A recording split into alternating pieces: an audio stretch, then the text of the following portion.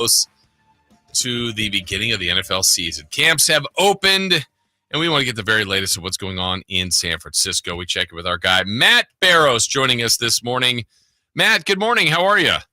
I'm doing well. How are you guys? We're great. We appreciate you joining us. Off seasons kind of come and go there quickly. You're not a holdout or a hold in at this point, are you? Are you good? Are you working and everything's still normal for you? Oh yeah, 100% healthy from toes to top of head. I'm looking good this summer. Well, you have had this rinse and repeat talking about holdouts, or in this case, we'll kind of go one by one. We'll start with Aiyuk, I guess, we're calling this the hold in. He's there. He's not practicing, but he seems very much present. How would you describe Brandon Aiyuk's hold in at this point? Yeah, I mean, the body language is good, and it reminds me of Deebo Samuel's contract issue from 2 years ago. Remember how bad that got in the spring of that year. He's demanding a trade, didn't want to be used as a running back, this and that. And then the mandatory June minicamp rolled around, and he showed up for that. And the body language was good. He was throwing a football back and forth with Kyle Shanahan's son on a side field. He was, mixing it up with his teammates. That's the vibe I'm getting from Brandon Aiyuk. I mean, he spent half of practice yesterday just standing next to John Lynch, who always kind of stands back in the middle of the field like a safety does. The guys were talking about that perspective, obviously, the whole time. And then he spent the rest of the practice next to Talanoa Hufanga, basically doing the same thing. So getting sort of a safety's view of practice while he's there. So the bottom line is that he's not practicing. He's not happy about his contract situation, but he's doing everything else, and he's hanging out with the guys. And I can only imagine that vibe is positive and only will be helpful toward getting this done in the long run. It has seemed, by what I've heard and what you guys and others have reported, that the Niners want him. Obviously, very engaging at practice, throwing and being around key personnel. So where's the divide? Obviously, he wants more money, but do you have any idea of how close they are in negotiations? I have an idea. It's a guess. They've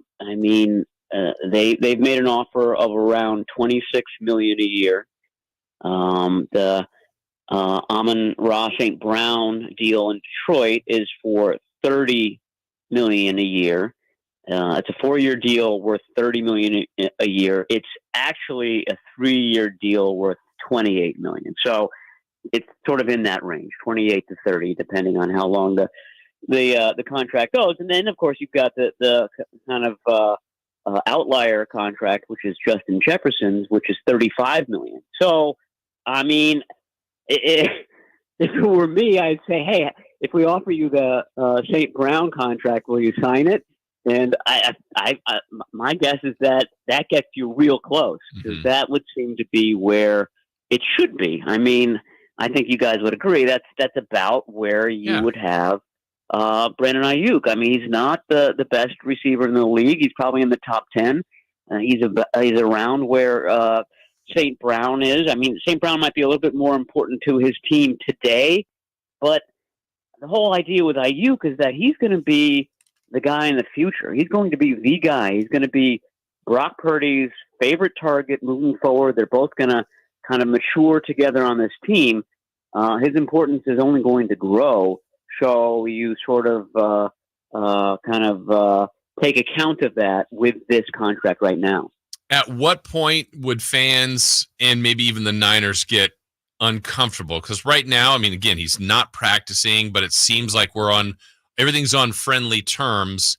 So we're close, but they haven't, pen to paper, and that nothing's finalized. When should people get a little bit more nervous? And what's that timeline?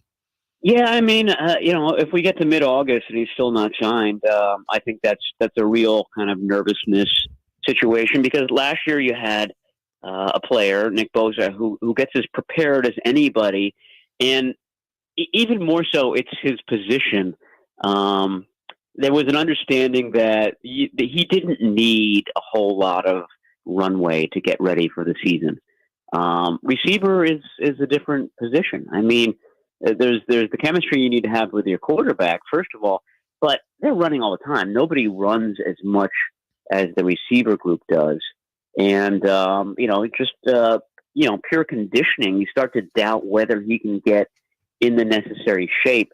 He played a lot of snaps in 22, played a lot in 2023. He was one of the best conditioned guys on the team those 2 years. And I remember his spring last year was standout. You knew he was going to have a big season just from what he did in May and June. He was out there for every practice.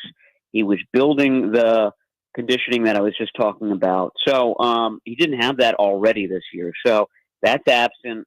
Some of training camp is going to be absent. Very hard to see him duplicating his 2023 season already. The further we go into training camp, that doubt only grows. Talking with Matt Barrows here from The Athletic. Matt, one more thought on Aiyuk. What I've been saying is, look, there was the trade demand. How serious is that? We don't know. I mean, he's obviously playing nice right now. But I thought there were a couple of weird, I don't know any other way to say it, or cryptic things that he had done in the offseason. Like, hey, he had that thing with Jalen Daniels. Like, hey, they don't even want me. There's been a bit of odd things. How much should we read into kind of some of that's gone on maybe via social media and some other things from Aiyuk? Yeah, I again go back to the Deebo Samuel thing and, using social media to sort of be the squeaky wheel that gets the grease. And a lot of the stuff that was coming out from Samuel in the spring didn't, after the deal was signed, it didn't exist. I like being a running back. I like the running back carries that I get. All that stuff was made up. So, I mean, I can only imagine that this is the world of negotiation. And as you said, it's weird. It's through the looking glass stuff.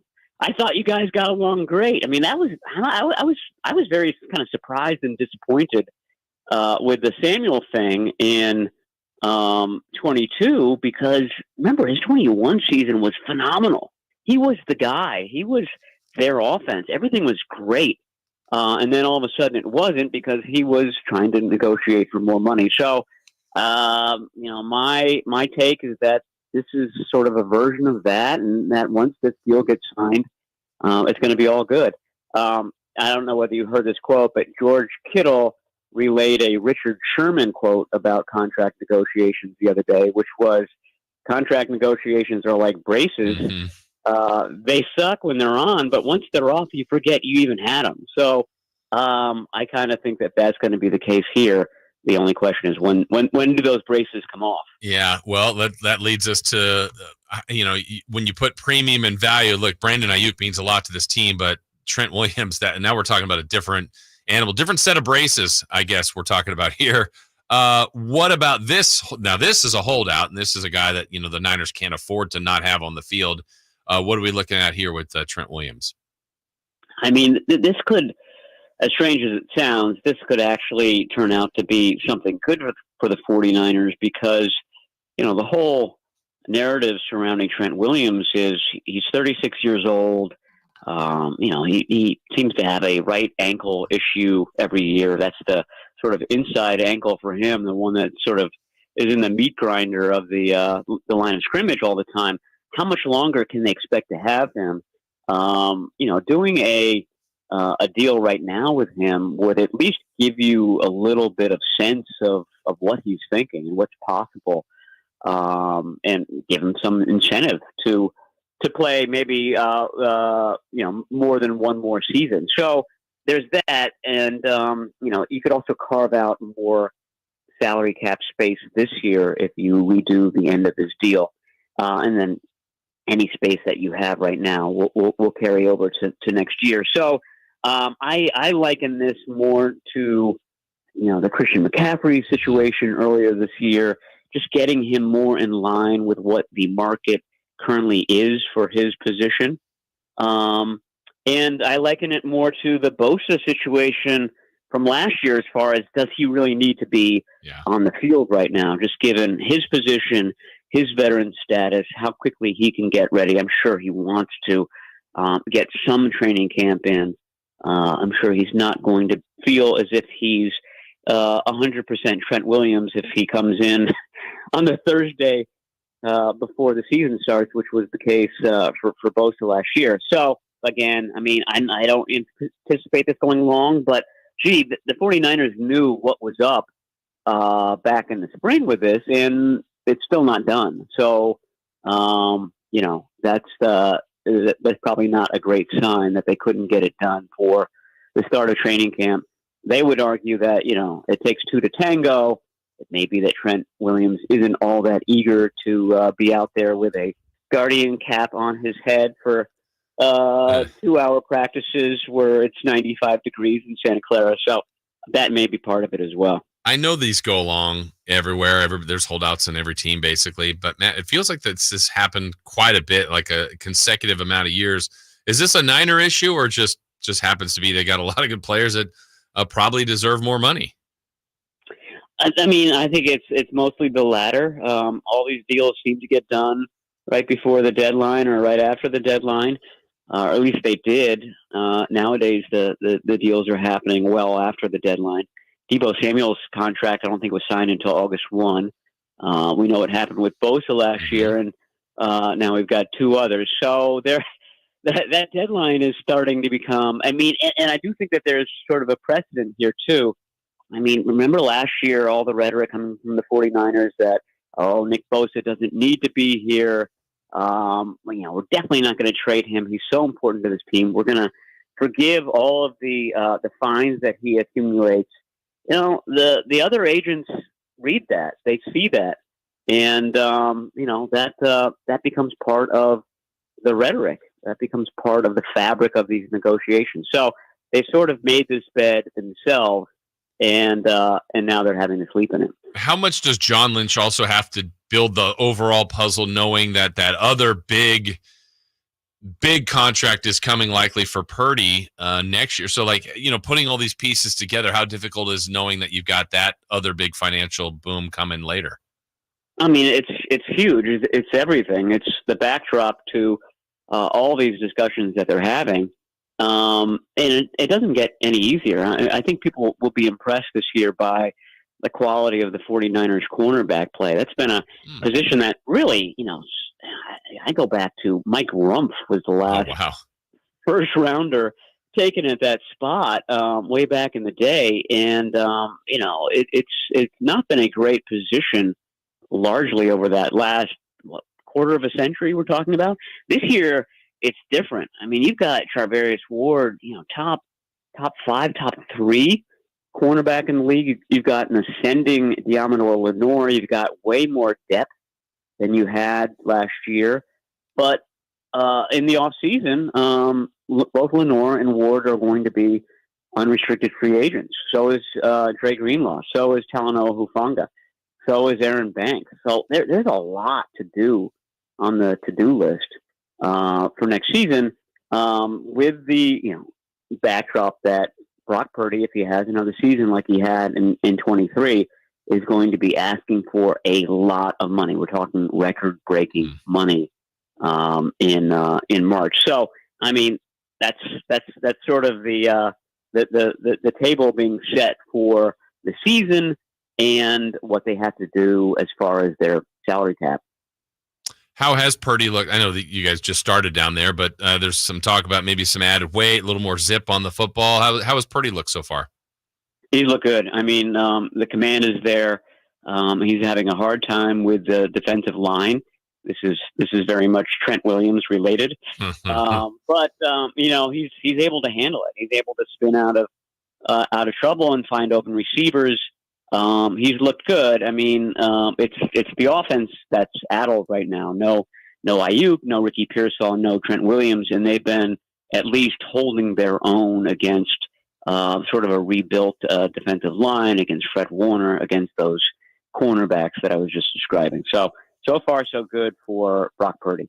I want to ask you about Pearsall. I know you said he's not there yet and haven't seen him, but how do you think he will be utilized? Because assuming they keep Aiyuk and have Debo and Kittle and McCaffrey and even Jennings. And I mean, it's a really good offense already. How do you envision, if things are all right and people are healthy, Pearsall mixing in? Yeah, I think he'll be Aiyuk's backup. So, whenever Aiyuk comes off the field, and like I said earlier, that could be a lot early in the season while he's sort of getting up to pace. I don't know how many weeks that would take, 2, 3. So he would be the understudy for Aiyuk, I would think. And then, one of these other guys would be the Debo Samuel understudy. I would imagine it's the other rookie, Jacob Cowing, who sort of does a lot of end-around stuff. He's sort of a smaller version. He's like Ray McLeod last year. He's faster than McLeod. So that's how I would think they would be used. Sort of the big question mark is on special teams, who's going to be the return man this year? It's funny. We're there every day, and they seem to do punt and punt return practice every day, but they're not revealing to the media, at least, how they're going to be handling these new kickoff rules. So I had no idea who the leader is, who they think should be the kick return guy. But I think when Pearsall comes back, he at least will be worked into the mix at both punt returner and kick returner, just to see. I'm not saying that he's going to be the guy, but I think he's going to be one of the guys who at least get some reps at that position. Well, some really good stuff from you, Matt Barrows. We appreciate it. We encourage everybody to check out your work every day at The Athletic. We know you got stuff on the hold-in, the holdouts going on at camp there. We always enjoy talking to you, Matt.